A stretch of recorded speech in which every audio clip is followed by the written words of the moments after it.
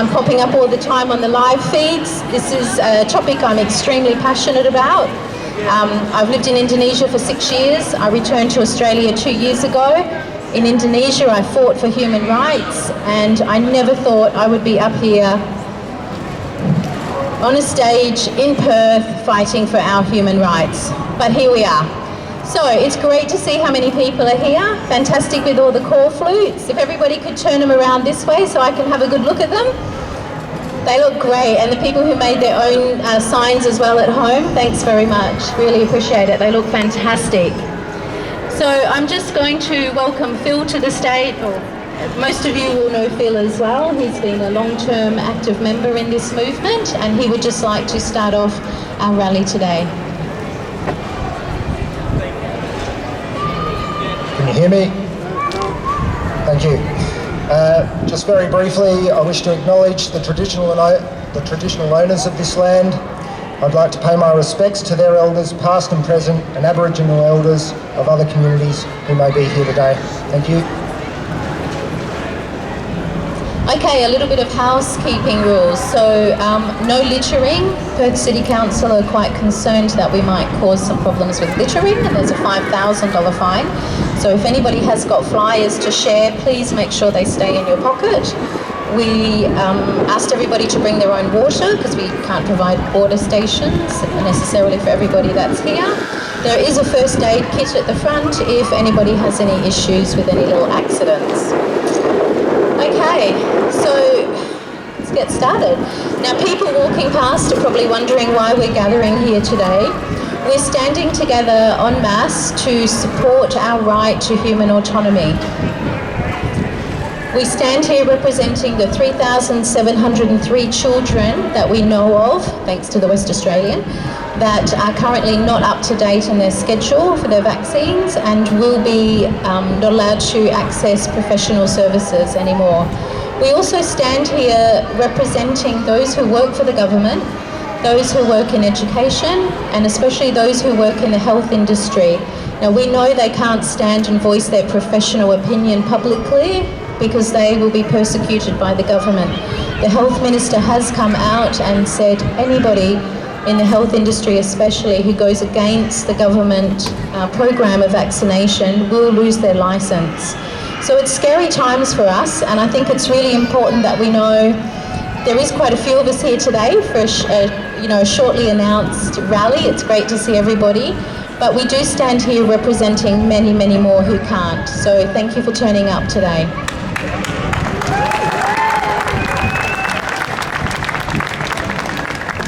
It takes courage and strength to stand for your rights. There's always a time in history that comes along where governments will persecute people, and we are standing here today. We stand strong, we stand proud, and we stand with dignity. And again, thank you everybody. I think we all deserve a round of applause for actually coming out and having the strength and being so brave to stand. I think we need a little bit more noise than that. Let's give a big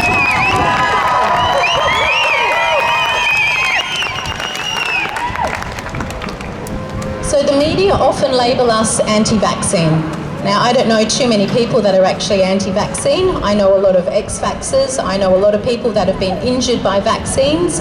I know a lot of parents that are being coerced, bullied and blackmailed by the government into having vaccines. Now, we don't accept any of these labels. We are just people who stand for free choice, free from coercion, bullying, blackmailing by this government. Never in the history of Australia has there ever been a minority group that has been so persecuted in the media. We continually hear misinformation about diseases. We continually are blamed for spreading diseases where there is no scientific evidence that an unvaccinated child poses any risk to any other children. Playgroup Australia have come out and made an announcement basically to that effect as well. So don't feel that you're alone. There are many, many organisations that stand with us and rely on us for standing up and speaking our truth. This is a democratic country. Now, I'm not sure what's happened to that democracy, but the government are not listening to us. All we want is to have free choice in medical procedures, especially vaccines.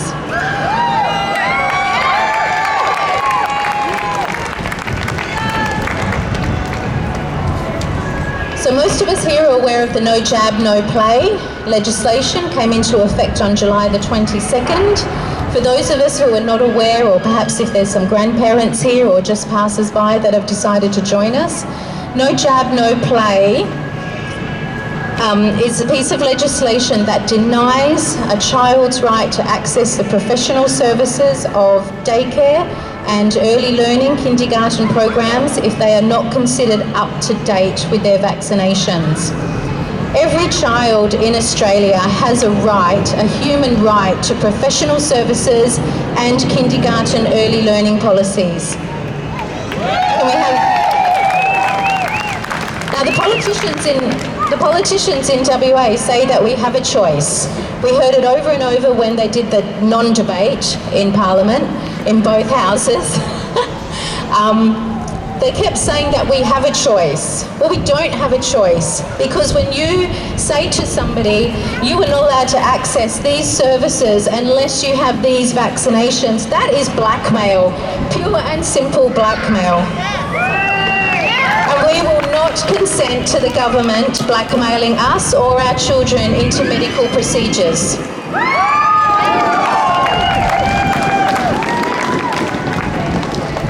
Now, I'm not sure if most of you read the other day in the paper, it's come to our attention that the government are actually taking these coercive policies to a whole new level.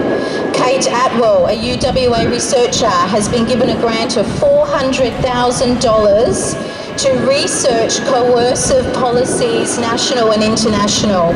Then she can return to WA, influence the government so they can enforce even more coercive policies towards us. Now we say no, and we say no to blackmail, we say no to coercive policies by the government.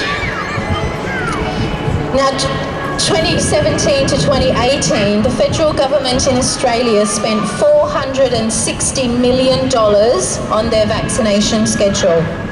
Now that is an awful lot of money, and we know as the schedule increases, the health of children in Australia decrease. Australia, amongst all the developing nations with America, has the most amount of chronically ill children in our country. No Jab, No Play is not a health policy. It's not. It does nothing to increase the health of children in our state. Now, if it was a real health policy, the government would be looking at these chronic illnesses in children. Learning disabilities are 1 in 6. We've got autoimmune disorders, asthma, autism, not only physical illnesses, chronic, but also neurological illnesses. When I returned to Australia 2 years ago, I was interviewing schools for my children, and in one of the schools I walked past a sick room, and I popped my head in because, to be honest, it didn't look like a very friendly sick room. And where I'd been spending all my time in Indonesia, we really didn't have sick rooms in the school. So I popped my head in to have a look. And what really shocked me and made me so sad, and I'm an older parent, my oldest daughter is 24, so I've been involved in the school system for an awfully long time. There were rows and rows and rows of pictures of children that have anaphylactic reactions. Now, back in 1980, even 1990, this was unheard of. And the Education Department tells schools that you can expect approximately 10% of your student body to have anaphylaxis.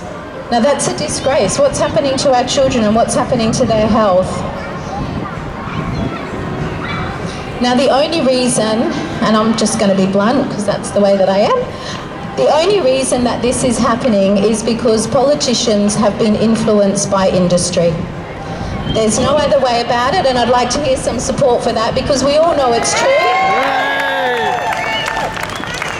Industry and lobbyists are influencing legislation. There is a direct conflict of interest. You can see it in the advisory boards. Yep, thank you. You can see it. There's a conflict of interest. And then when we entrust our politicians to stand up for their constituents and our rights for freedom of choice, they don't. They cave. We saw it. There was only one politician in the WA State Parliament that had the guts to actually stand up and ask real questions. Every single one went along with, I have some concerns, but I support this legislation. Well, I say shame on you. Shame for not representing. Shame, shame, shame. Did you know that the Australian vaccination, and I refuse to use the word immunisation because vaccination does not equal immunisation, the Australian vaccination schedule has never been tested.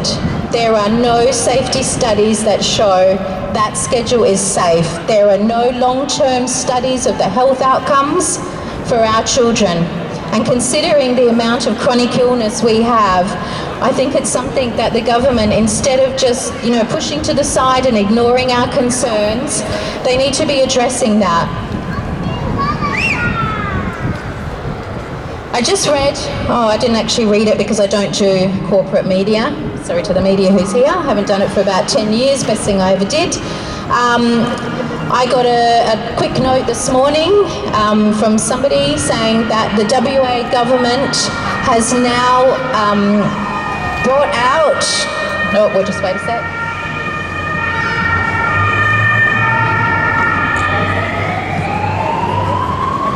They could be rushing to a vaccine injury.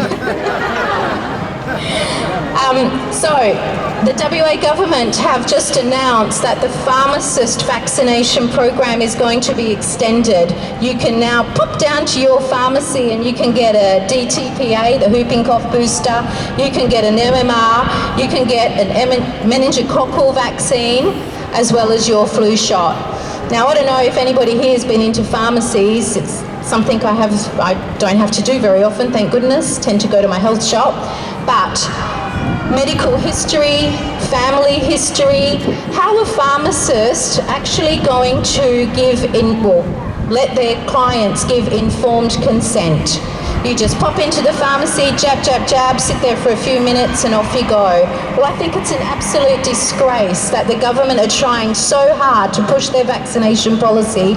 It's in the schools, it's in the pharmacies, it's everywhere.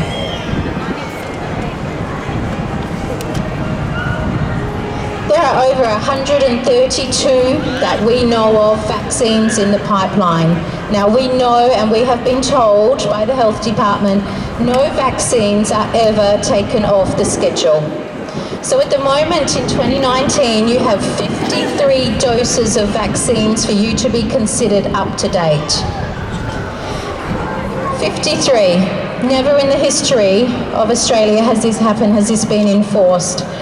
Now, if your baby can't cope with one virus, say measles for example, how do you think they cope with 6, 7, 8, 9, 10 viruses and bacteria injected all in one day?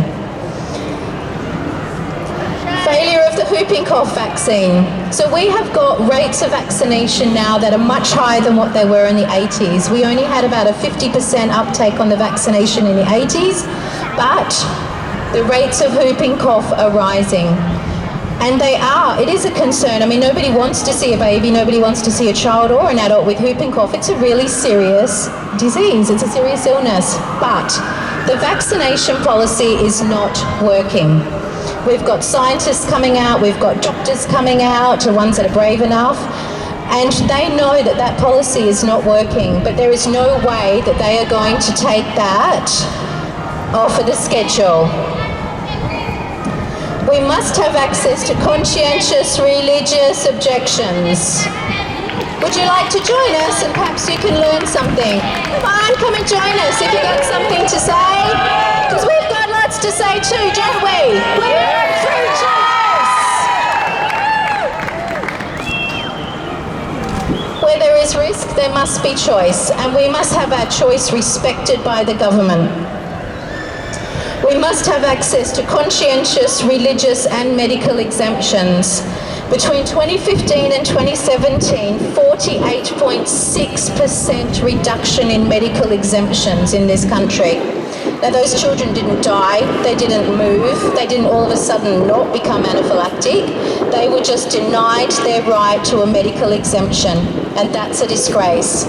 We have a situation where parents have been told, very sorry that your child had an anaphylactic reaction, but for their next round of vaccines, please just come to the clinic. If they have an anaphylactic reaction, don't worry, because we'll just resuscitate them. Now, I don't know about anybody here, but I'm not really that keen on popping my child into that sort of a situation, hoping to God that they can be resuscitated and their lives saved, so they can help with this mythological herd immunity. Herd immunity is one of the biggest marketing ploys an industry have ever used. There is no evidence that this mystical 95% uptake of vaccination rate in society will protect you from disease. None. Herd immunity originates from natural disease exposure. It is a marketing ploy and it is nothing more. It's as simple as that. So today we're going to share some stories about, there's a lot of people here, and I just want to have a show of hands. With the no jab, no play policy, is there anybody here that's actually directly impacted by that? Okay, that's great. So sadly, there's quite a few. And how many hands here? How many people have had a vaccine injury in their family or a friend, a direct associate? Okay, so it doesn't look like 1 in a million to me at all. And they keep throwing that mythical figure around as well, don't they? 1 in a million. It's not 1 in a million. So I'd like to share my story because to be honest, I don't choose to be here. I thought I was returning to Australia to have this amazing little life and, free democratic country. And I've come along, and the first thing that we were hit with was the no jab, no pay policy, and that was the year that came in 2 years before we returned to Australia. I really actually didn't understand how the federal government were allowed to violate our constitutional rights, but they did, and they have. The next thing that happened to us was I had schools explaining to me that if my child wasn't up to date and there was an outbreak of a disease, that they would have to leave the school. That struck me as just a little strange because my child wasn't sick, my child wasn't spreading any diseases. But when it came down to the crunch, and in our school we had 20 children with whooping cough, 20. My child sat in that room with sick kids that had been sick for days before their parents took them out. My child didn't get anything because she has a strong, healthy immune system. Naturally healthy. Now, when I stood my ground and the school said to us that I would need to keep my child home for up to 6 weeks, I had 2 words to say. No way. No way was my child going to be denied an education and denied her rights because other people were sick. So I stood my ground and we won because schooling at her age is compulsory. So unless they were going to provide a teacher for us at home or a separate class in the classroom, my child was going to school. And we won. We stood our ground, I stood for our rights, and we won against them.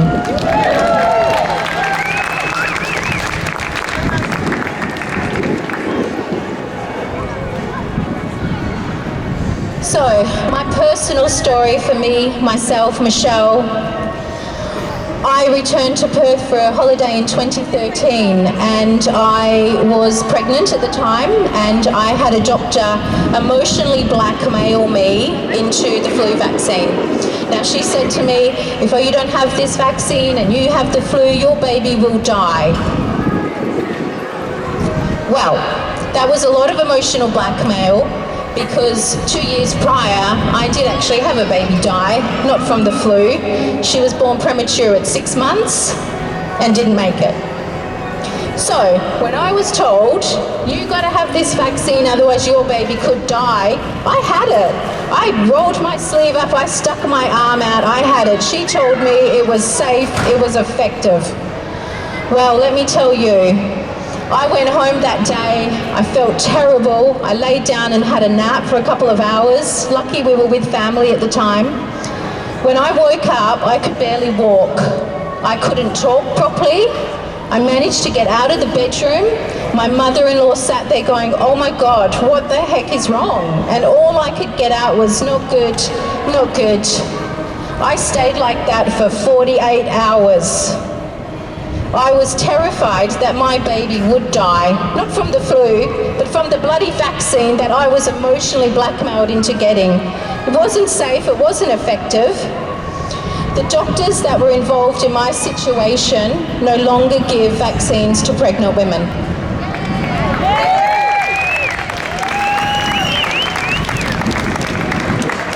So that's my story.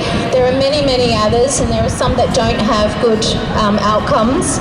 But right now, I want everybody to just think about, imagine as a parent, you're coerced, you're bullied, you're blackmailed into vaccination. You choose because you have no choice to have them, because you might be a single parent who needs money, you need income. You need your child to go to daycare because you don't have family support, you don't have people that stay at home. But what if your child has an adverse reaction? Where's this herd then? Because I'm telling you, they disappear very quickly when you have a child that is very, very ill. Now we have a very brave parent who I'm going to invite to the stage, and I'd like you to listen to her story.